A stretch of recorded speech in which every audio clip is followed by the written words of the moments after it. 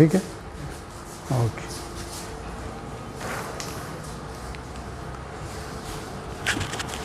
नमस्कार।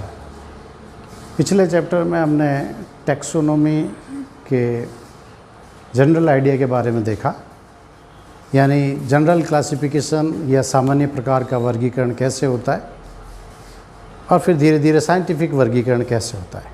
पिछली बार हमने देखा टैक्सोनॉमी, दो वर्ड आया था हमारे पास में, एक तो था हमारे पास में टैक्सोनॉमी और दूसरा वर्ड था हमारे पास में सिस्टेमेटिक्स। दो वर्ड पिछली बार हमने बात की थी और जनरल क्लासिफिकेशन देखा था। तो हमको पता है कि टैक्सोनॉमी जो वर्ड है वो डी कैंडोल ने दिया, एक वैज्ञानिक थे, साइंटिस्ट, जिन्होंने वर्ड दिया डी कैंडोल। डी कैंडोल ने जनरल क्लासिफिकेशन के बारे में बताया, चूँकि वो बॉटनिस्ट थे। इनकी एक किताब का नाम है elements of the philosophy of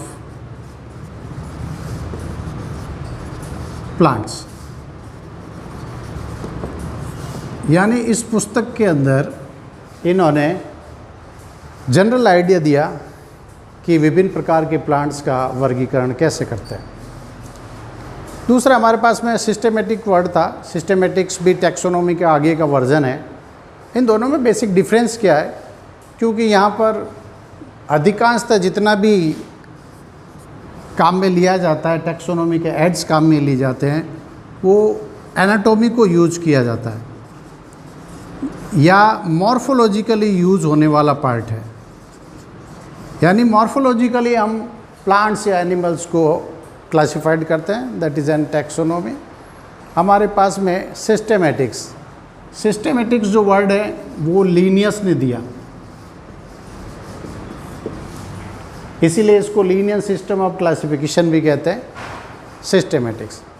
systematics में दो चीज़ें हैं, या सिस्टेमेटिक्स को हम दो भाग में डिवाइड कर सकते हैं। One thing is old systematics,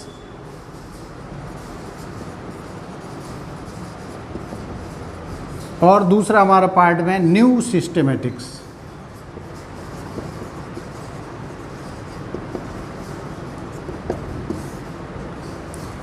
अब ओल्ड सिस्टेमेटिक जो इससे एडवांस है, यहाँ पर जिसके बेस पे वर्गीकरण किया गया वो हमारे पास में है मॉर्फोलॉजी, एनाटॉमी, जेनेटिक्स इत्यादि को हमने यूज़ करके वहाँ पर इस प्रकार से पार्ट किया। एज इवोल्यूशनरी हिस्ट्री, ये फाइलोजेनी। पिछली बार हमने बात की थी फाइलोजेनी, यानी ऑन्टोजेनी रिपीट्स फाइलोजेनी। हैकल का एक नियम था जिसके अंदर व्यक्तिवर्त जातिवर्त के इतिहास को दोहराता है, यानी उसकी इवोल्यूशनरी हिस्ट्री भी यहाँ पर देखी जाती है। ये थी हमारे पास में सिस्टेमेटिक्स। अब एक नया वर्ड आया है हमारे पास में, न्यू सिस्टेमेटिक्स। अब इस सिस्टेमेटिक्स में भी न्यू सिस्टेमेटिक्स क्या है, ये न्यू सिस्टेमेटिक्स वर्ड देने वाले थे हमारे पास में हक्सले, एक वैज्ञानिक है हक्सले, जिन्होंने ये वर्ड दिया न्यू सिस्टेमेटिक्स। अब इस न्यू सिस्टेमेटिक्स में नया क्या है, उस चीज़ को देखें। यहाँ पर चूँकि हमारे पास में एनाटॉमी और मॉर्फोलॉजी पहले आ चुकी है, यहाँ पे मॉर्फोलॉजी है, एनाटॉमी है, जेनेटिक्स है। स्पेशली यहाँ पर जो इन्वॉल्व हो गया वो हमारे पास में फाइलोजेनी होगी, यानी इवोल्यूशनरी हिस्ट्री। फाइलोजेनी का मतलब हो गया इवोल्यूशनरी हिस्ट्री, यानी उसका उद्विकास कहाँ से हुआ है, उसकी हिस्ट्री कहाँ से है, उसके पूर्वज कौन थे। अब न्यू सिस्टेमेटिक्स में देखते हैं। न्यू सिस्टेमेटिक्स एक अलग प्रकार का वर्गीकरण है, जिसके अंदर चूँकि जैसे जैसे धीरे जितने भी ओल्ड ब्रांचेस थी, अब धीरे धीरे न्यू एक्सपेरिमेंट हुए, और न्यू एक्सपेरिमेंट होने के साथ में कुछ नई चीज़ों को ऐड कर दिया गया। अब इस न्यू सिस्टेमेटिक्स में कुछ नई चीज़ें हैं, कुछ पुरानी भी हैं, जैसे मॉर्फोलॉजी।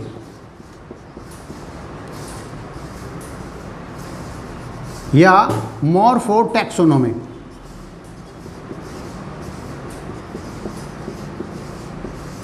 यहाँ पर कुछ ब्रांचेस जो काम आ रही है या जिनको यूज किया जाता है, दैट इज़ देन मॉर्फोटैक्सोनॉमी। मॉर्फोटैक्सोनॉमी हम जानते हैं कि मॉर्फोलॉजिकल हमारे पास में एनाटॉमी का ही पार्ट है। It may be of external morphology और it may be of internal morphology, क्योंकि ये एक्सटर्नल एनाटॉमी है और ये हमारे पास में इंटरनल एनाटॉमी है। इस प्रकार से ये मॉर्फोटैक्सोनॉमी हमारे पास में एनाटॉमी का ही पार्ट रहा। दूसरी हमारे पास में है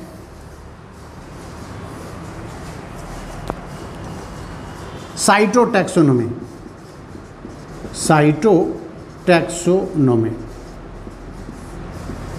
साइटोटैक्सोनॉमी जैसा कि वर्ड से ही पता चल रहा है, साइटो का मतलब हो गया कोशिका विज्ञान। चूँकि धीरे धीरे नई चीज़ों का इन्वॉल्वमेंट हुआ, नई साइंस आई, उसके साथ में इसको जोड़ दिया गया। साइटोटैक्सोनॉमी में हमारे पास में इम्पोर्टेंट चीज़ है नंबर ऑफ क्रोमोजोम्स। इनको जोड़ दिया गया, यानी नंबर ऑफ क्रोमोजोम्स की संख्या क्या है, गुणसूत्रों की संख्या क्या है, उसके आधार पर इनका वर्गीकरण किया गया या उनको इंक्लूड किया गया। जैसे कि ह्यूमन बीइंग के अंदर नंबर ऑफ क्रोमोजोम्स की संख्या है 23 पेयर। अब बहुत बार क्या होता है कि हम टैक्सोनॉमी में हमारे पास में नंबर ऑफ क्रोमोजोम्स है, चूँकि जैसे जैसे साइंस का विकास हो उसके साथ में अन्य प्रकार के एक्सपेरिमेंटल पार्ट भी हुए। अभी 23 पेयर्स, बहुत बार ऐसा होता है कि टेरिटोजेनेसिस या किसी और प्रकार की प्रक्रिया के कारण उसमें नंबर ऑफ क्रोमोजोम्स में चेंज नहीं है, लेकिन एक्सटर्नल मॉर्फोलॉजी में चेंज आ गया, जिसकी शक्ल कुछ अलग टाइप की होती है, फिजियोलॉजिकली अलग दिखाई देता है, एनाटॉमिकली अलग दिखाई देता है, लेकिन नंबर ऑफ क्रोमोजोम्स के आधार पर हम कह सकते हैं कि वो ह्यूमन स्पीसीज है। तो यहाँ पर हमारे पार्ट में हो गया साइटोटैक्सोनॉमी या नंबर ऑफ क्रोमोजोम्स, एक इंडिविजुअल पार्ट हो गया। एनाटॉमी के हिसाब से यदि हम देखें तो मॉर्फोलॉजिकली हमें सही नहीं लगता है, लेकिन नंबर ऑफ क्रोमोजोम्स ये बताएगा कि ये स्पीसीज कौन सी है। दूसरी नेक्स्ट इसकी ब्रांच है कैरियोटैक्सोनॉमी। कैरियोटैक्सोनॉमी, कैरियो वर्ड हम जानते हैं कि कैरियोलॉजी जीव विज्ञान की वह शाखा है जिसमें केंद्र का अध्ययन किया जाता है। केंद्र के अंदर गुणसूत्र है और गुणसूत्रों की संख्या और उनके विभिन्न प्रकार के बैंड्स। यहाँ पर हम बात करेंगे क्रोमोजोमल बैंड्स की। क्रोमोजोमल बैंड्स, आपको ध्यान होगा कि फॉरेंसिक लेबोरेटरी के अंदर यदि किसी का कोई टेस्ट किया जाता है ब्लड का, या फॉरेंसिक रिपोर्ट जब बनती है कि ये जो ब्लड है वो किसका पार्ट है या किससे मैच करता है, तो वहाँ कुछ विशेष प्रकार के चित्र बनते हैं। इस प्रकार से क्रोमोजोमल बैंड्स के, उस क्रोमोजोमल बैंड्स के आधार पर ही ये पता लगाया जा सकता है पहले कि ये जो लिया गया सैंपल है वो किसका है, क्या किसी एनिमल्स का है, किसी जानवर का है या ह्यूमन बीइंग का है। और ह्यूमन बीइंग का है तो चूंकि क्रोमोजोमल बैंड्स के आधार पर ये पता लगाया जाएगा ये क्रोमोजोमल बैंड्स किससे मिलते हैं। तो एक नई ब्रांच हो गई, दैट इज एन कैरियोटैक्सोनॉमी। नेक्स्ट हमारे पास में ब्रांच है बायोकेमिकल टैक्सोनॉमी। बायोकेमिकल टैक्सोनॉमी, चूँकि हमारे शरीर के अंदर बहुत से प्रकार के केमिकल्स है जिनकी संरचनाएं भी लोगों से मिलती रहती है, और बायोकेमिकली ये पता किया जाता है विभिन्न टाइप के बायोकेमिकल से, जैसे प्रोटीन है, फैट है, लिपिड्स है, अलग अलग एनिमल्स में अलग टाइप के होते हैं, ह्यूमन बीइंग में अलग टाइप के है। तो मैचिंग से पता चलेगा कि ये प्रोटीनियस प्रोडक्ट किससे है, उससे ये पता चलेगा कि ये प्रोटीनियस प्रोडक्ट ह्यूमन बीइंग के या किसी और एनिमल्स के। तो एक प्रकार की नई टैक्सोनॉमिक ब्रांच हो गई बायोकेमिकल टैक्सोनॉमी। कीमोटैक्सोनॉमी,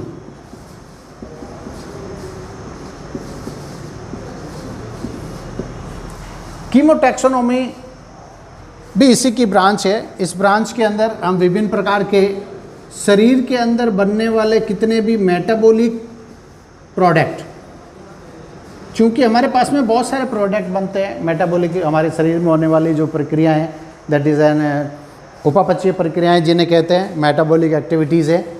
ये भी दो प्रकार की होती है मेटाबॉलिक एक्टिविटीज़, हमारे पास में पहले आ चुका है। One thing is anabolic activities और दूसरी हमारे पास में कैटाबोलिक एक्टिविटीज़।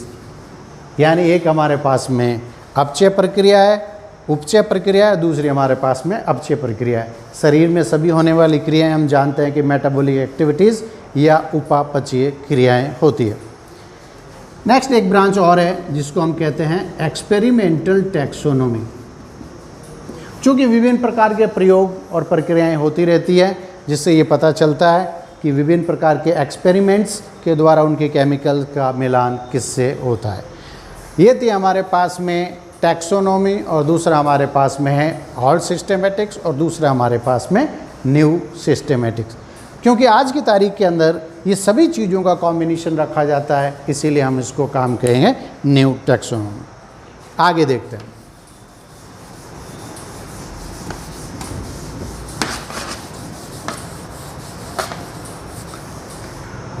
चूँकि इतने बड़े एनिमल किंगडम में किसी भी जंतु को खोज पाना आसान नहीं है। मान लीजिए हम किसी एक व्यक्ति का कोई नाम है, मान लीजिए राम सिंह है।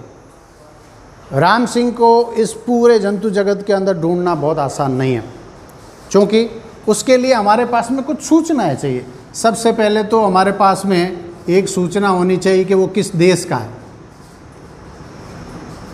यानी देश कौन सा है, किस देश में रहता है। अब रामलाल या राम सिंह नाम का कोई व्यक्ति है तो खूब सारे आदमी हो सकते हैं, लेकिन उसका पर्टिकुलर एड्रेस चाहिए। जैसे मान लीजिए हमारे पास में कंट्री है, फिर हमारे पास में होना चाहिए कि कौन से स्टेट में रहता है। स्टेट में है तो हमारे पास में ये पता होना चाहिए कौन सा डिस्ट्रिक्ट में है, और यदि डिस्ट्रिक्ट है तो हमारे पास में विभिन्न टाइप की सिटी है या विलेज है, वो एड्रेस हो, और फिर उसके पास में हाउस नंबर हो, तभी हम उस पर्टिकुलर आदमी को ढूंढ सकते हैं। यानी कहने का मतलब है ये एक प्रकार की टैक्सोनॉमी में एड्रेसेस है जिससे उनको पहचाना जा सकता है। या हम इन सभी को ये कह सकते हैं कि ये सभी एक प्रकार के टैक्सोन हैं या टैक्सोनॉमी की यूनिट्स हैं, और ये छोटी यूनिट है और ये दूसरे हमारे पास में बड़ी यूनिट है। इसी प्रकार हमारे यहाँ पर ऑर्गेनिज्म यानी प्लांट्स और एनिमल्स को विभिन्न प्रकार से एड्रेस करने के लिए या उनकी पहचान बनाने के लिए एक टैक्सोनॉमिकल रैंक्स बनाई गई है, यानी विभिन्न प्रकार के टैक्सोन बनाए गए हैं। जैसे कि मान लीजिए कोई एनिमल्स है, एनिमल्स के विभिन्न प्रकार के टैक्सोन्स क्या हो सकते हैं कि एक हमारे पास में सबसे पहले जो है वो किंगडम होगा, एक टैक्सोन। फिर उसके बाद में हमारे पास में फाइलम होगा, नेक्स्ट टैक्सोन। फिर हमारे पास में क्लास होगी, फिर हमारे पास में फैमिली होगी, फिर हमारे पास में जीनस होगा, और फिर हमारे पास में स्पीसीज होगी। ये एक प्रकार के टैक्सोनॉमिकल अरेंजमेंट है, और इस टैक्सोनॉमिकल अरेंजमेंट में नीचे से लेके ऊपर तक जितने भी टैक्सोन हैं वो बड़े होते जाएंगे, या एक विशेष प्रकार का सिस्टम हो गया। इस प्रकार के सिस्टम यानी ये सबसे महत्वपूर्ण, फिर उससे महत्वपूर्ण, और ये सभी मिलके यानी छोटी स्पीसीज मिलके जीनस बनाएगी, जीनस बना मिलके फैमिली, फैमिली मिलके क्लास, क्लास मिलके फाइलम, और फिर किंगडम। तो इस टैक्सोनॉमिक ग्रुप के आधार पर हम उसको ढूंढ सकते हैं कि वो पर्टिकुलर किस फाइलम का और किस जीनस और किस स्पीसीज का सदस्य है। अब यहाँ पर इस अरेंजमेंट को हम एक विशेष प्रकार का नाम देते हैं जिसे बोलते हैं हायरार्की, टैक्सोनॉमिकल हायरार्की। यानी ये विभिन्न प्रकार के जितने भी टैक्सोन बनाए हुए हैं, इस टैक्सोन का ग्रुपिज्म कैसा है, ये सबसे छोटा टैक्सोन है और ये सबसे बड़ा टैक्सोन है। इस टैक्सोन के अंदर हम सबसे पहले बात करेंगे छोटे टैक्सोन की, जिसका नाम है species. Let us see the species taxon.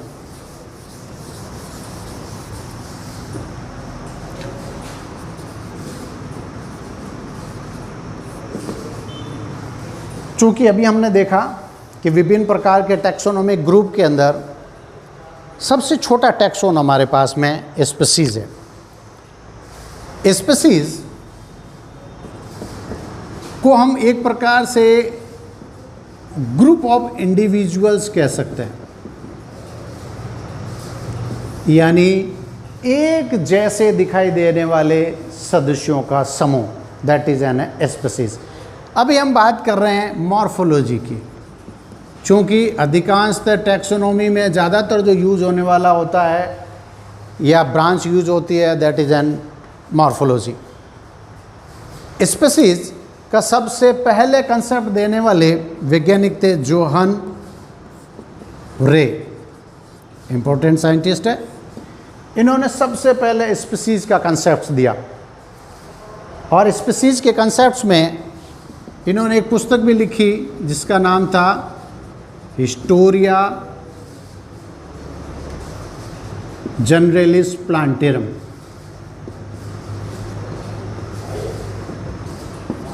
Important book है। इनकी पुस्तक का नाम है हिस्टोरिया जनरलिस प्लांटेरम। जोहान रे ने सबसे पहले स्पीसीज कंसेप्ट को दिया